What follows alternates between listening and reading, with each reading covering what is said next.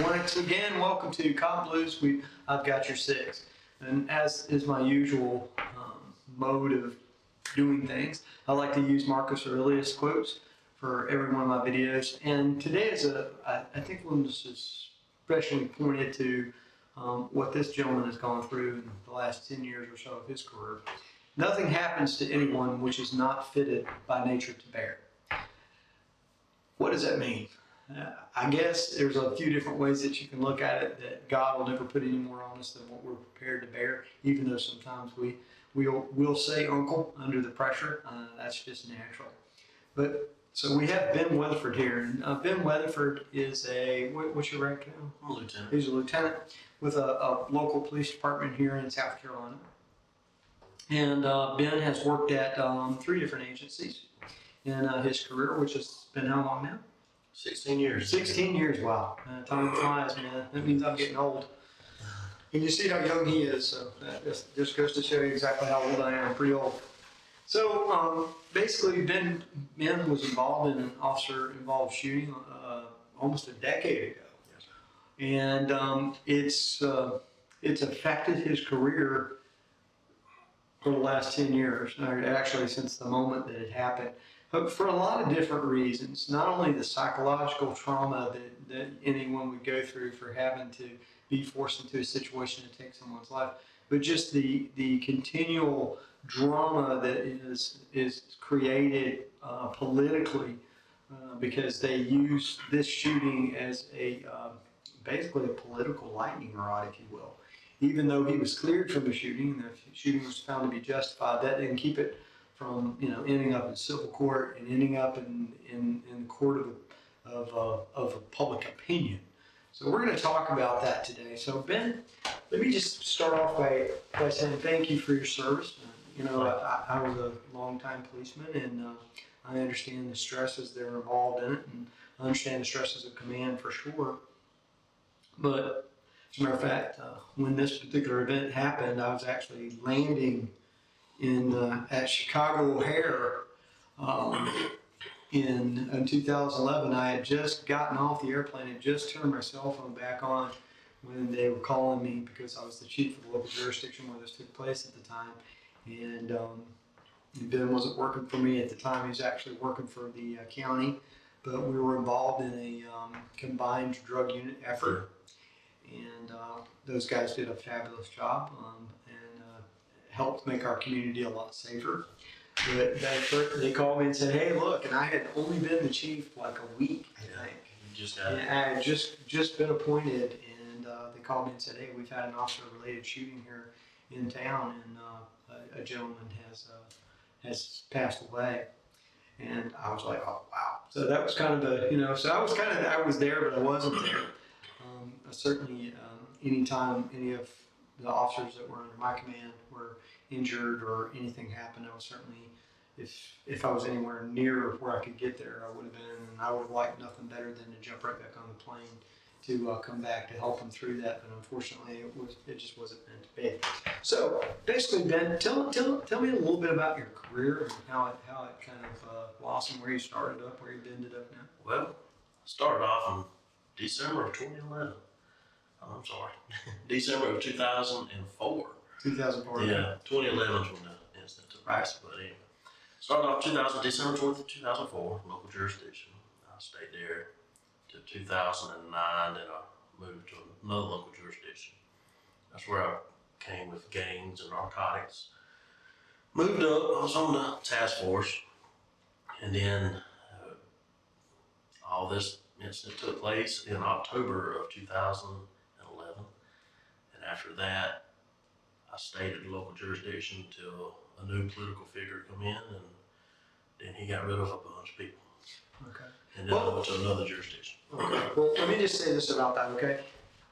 And I know the politics of it, and I know with the outgoing sheriff and the incoming sheriff, and it's not that they're not important, but they don't bear mentioning at this point. Right. Because neither one of them is one of them is shortly fixing to be out of office, and the other one has been out of office for a while. Was that shooting used as basically as a political lightning rod during that campaign? Oh God, was it? The campaign started out like any normal campaign. It was very clean, you know, and your opponent coming into the incumbent was like, I don't think he's doing good enough. I don't think this. I think this needs to be done, this and that. That's good and dandy. That's anywhere you go. Sure, I can do it better. I'd like to make it. Absolutely. Everybody thinks. I have no problem with that. I understand. I got no problem with that either. And then it got closer to election day. Mm-hmm. And it was probably, I'll say 3 or 4 months before the June election. There was a primary. And that's when it really hit. That's when the news hit of, well, certain departments settled. Because in the combined drug unit, there were 3 different departments that was involved in this incident. So one department had settled. The others didn't. Well, the other departments didn't know that department had settled. So when that department settled, it hit the news right before the election. Well, then it was used in the election as a shooting because this officer had just killed somebody. They just went and killed somebody. And that's how they portrayed it to the community. So let me just talk about this a second. So basically, they took the fact that although the shooting had taken place, you had been cleared by the state law enforcement division that does the internal investigations as far as officer involved shootings. Now that's not going to keep a civil lawsuit from taking place. All cops know if you're a policeman in this day and time, or even in the last 10 or 15 years, even if you're doing your job, even if you do everything right, you can still get sued. And if someone unfortunately loses their life, you're gonna get sued. It's just a fact. So let's not even worry about the civil part of it. Let's just say this though, you were cleared from the shooting. You weren't charged criminally or anything like that. I was cleared. Capture certification, everything like that. But even though that took place, basically the opposing parties, or the opposing party that was coming in, chose to use that as this is how bad the other agency did. Look, they have this officer that was involved in this shooting and they've kept him. So, wow, I mean, I don't really know what to say about that other than shame on you. I mean, there's no other way to put it. I mean, you know, it's a bad situation to have to hurt anybody. And I think you'll agree with me that no officer that I know of that's worth anything would want to hurt anybody if they can possibly avoid it. Would you agree with that? No officer intends to go to work and have to pull that trigger. I remember at the academy, they said, "Oh, you'll never pull your gun." Yeah. So, I mean, you know, it's just no officer intends on that. It would be a wonderful world to live in if you never had to fight with somebody who was combative, if you never had someone that resisted arrest. If everybody obeyed the law exactly the way they were supposed to, it would never be a problem to begin with. I think we all agree with that. So what leads me to which will lead me to my next question, which is, do you think that you were well prepared by the academy and by the training that you had as far as building up to that point? Do you think you were really well prepared to deal with the situation you found yourself in as far as defending your life and defending the lives of your teammates? It's completely. I did what I had to do. You know, I feel like, and it's funny, I've told a few people this, talking about the incident, people talk about how time slows down. It does. Yeah, absolutely. I mean, it's crazy. And my first thought after it took place, I was in the fast machine. Mm-hmm. I was like, oh no, this is... Well, you have to explain to the audience what the fast machine is. Well, the simulated, the computer screen that you have the simulated gun, and they give you scenarios and you shoot or no shoot. And that's the first thing that popped in my head. So basically what I'm getting at is you took your training seriously. Yes. You prepared yourself both mentally and physically for the eventuality that you may have to use deadly force. Although it was never your intention to or desire to, you found yourself in that situation. I did. Okay.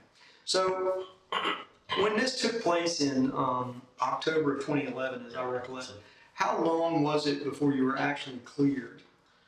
My boss at the time was great. He let me come back to work because he felt, after talking to the local enforcement that was investigating it, he said, "You're good." It took 3 months, I believe, before I finally got the letter from the state law enforcement as well as the local solicitor saying I was clear. So in 3 months, you were cleared by the solicitor and by the state law enforcement division, but it wasn't over, was it? It was far from over. So what prolonged it? Well, after that, that was in 2012. So 2012, I was cleared. The election of that year, of the year that really brought it all up, was in 2016.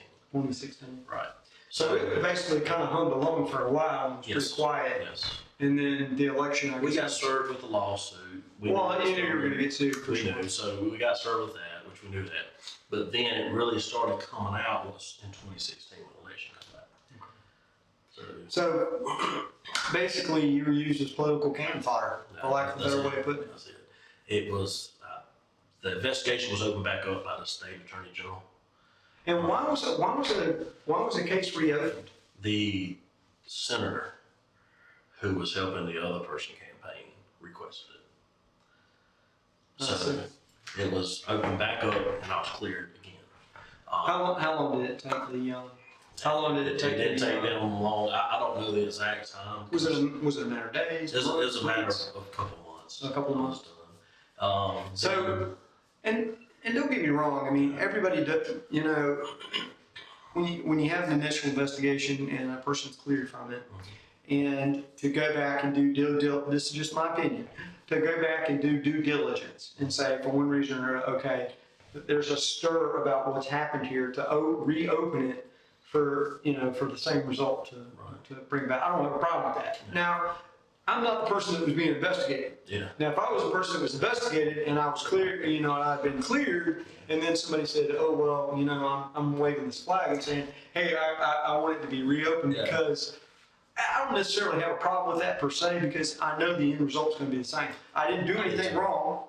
Right. And I hated that it happened, but it was a situation I was forced into. So I'm gonna, somebody saying, hey, well, I think it needs to be looked at again, and the AG's office to come in and look at it again. I'm not necessarily sure that I would have a problem with it, but at the same time, I could see Well, I think why you might feel like it was, what really aggravated me about it is I went to be on the FBI task force in that meantime. Mm-hmm. So they took the case as well and cleared it and gave me my clearance.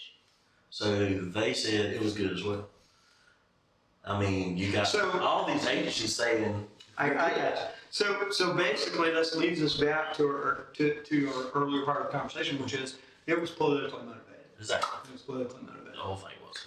And, so do you think and I know that this is unfair, but I'm going to ask you anyway. So you think you were being used? Oh, very much. And what was the purpose? The purpose was to get one official out of office and use it for the other person's gain. They were trying to use me as a political pawn in a big election is what it was. And they trying to say I was, not really trying to say me, but trying to say my boss at the time was just letting me stay there and I should be in jail. I mean, I got death threats, you name it, all the last time. And all this other stuff, like, you don't belong here, you should go. But even though I was justified all the way around. Wow. So 10 years removed from the fact, almost 10 years removed from it. Let me ask you this question.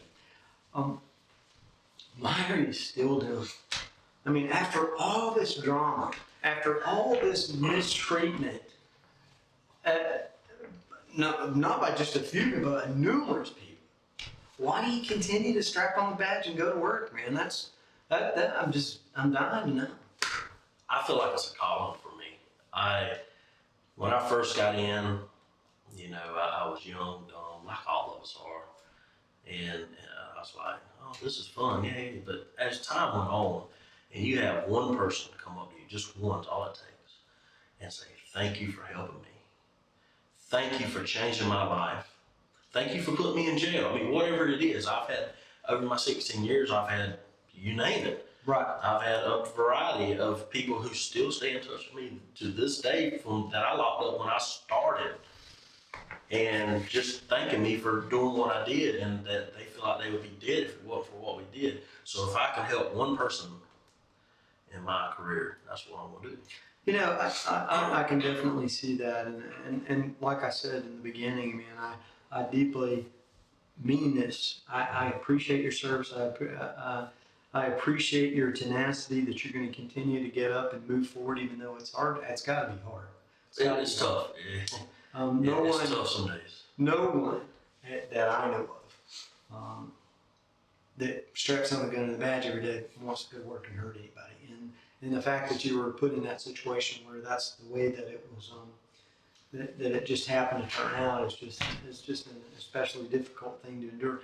And you know, one of the things that we didn't mention before that I'd like to mention now is, were you the only person that fired? No, I was not. There was two of us who fired shots. So two of you fired shots. Two of us fired shots. So what happened to the other guy? He's still in it. He's still doing it. So me and him still talk. We're good friends. So I have no issue with trying to bring anybody's name into it or anything like that. But what makes your position, the fact that you fired and he fired, what makes his position different than yours? He worked for one agency and I worked for the other. I worked for the person, the elected official. He didn't. So just the fact that's just because he was on the other side of the political curtain. That's it. I see. Okay. Well, once more, let me just throw this question out here for you, and basically we'll wrap it up, and that's this right here. At the end of the day, what cannot be changed is that you took someone's life. That's right. And that is probably one of the most devastatingly tough things to ever have to go through in your entire life. You know, someone's father, in this particular instance, it was a gentleman, someone's father, someone's uncle, someone's brother, grandfather, whatever, he is no longer with us. And how have you made peace with that? And I know this is a tough question. It is, but it's like this. I had a lot of help through the years. I think right after the shooting, we went to a counseling session that's offered by our state, which is great. It helped me tremendously. After that, we didn't have it, but then everything kept going and going. So I never went and got any more help. But I finally had to sit down. The night terrors, the cold sweats, I mean, you name it, watch it over my back every day. The anxiety got me. I finally had a man up and say, listen, I got a problem. And I went and sought help and sought counseling, and it helped me tremendously. And God, I went, my preacher's been great. God by the foremost. I mean, and I'll be honest, I lost track there for a while. I was steering down a bad road because I didn't realize what was happening to me. And I wish a lot of people would take that and just man up and say, or woman up, whatever you want to. If you've been through a traumatic incident, stand up and say, hey, listen, I need some help. That was the biggest thing. And once I prayed about it to begin with, the very first thing, and I spoke to God, and that's when I went and got help. And from then on, I have a child, and I knew I had to come home. Right.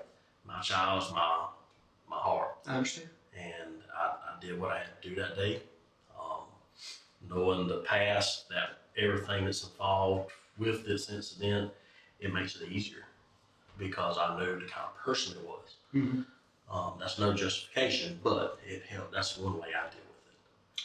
Well, okay. Here's the thing. At the end of the day, what law enforcement officers do every day is not a video game. There's no reset button. It's not a movie. There's no sequel.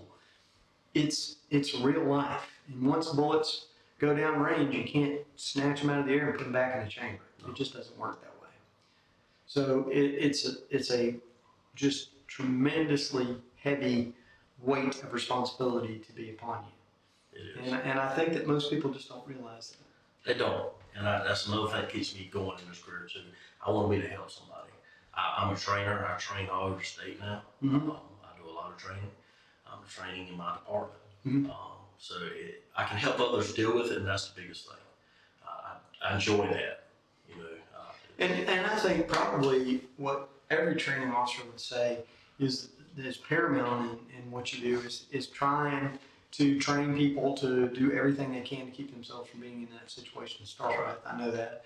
But at the same time, to train them to be able to do what we say at CopBLue every day, which is, the most successful thing you can do every day is hit that clock and go home safe. That's right. So this is Ben Weatherford, who's basically poured his heart out to us about his officer-involved shooting, and now the lingering effects of it continue even to this day, and some of it unjustly. I think that when we use traumatic situations for political advantage, then I think, basically, for lack of a better way of putting it, shame on you. So Ben Weatherford, we appreciate what you do.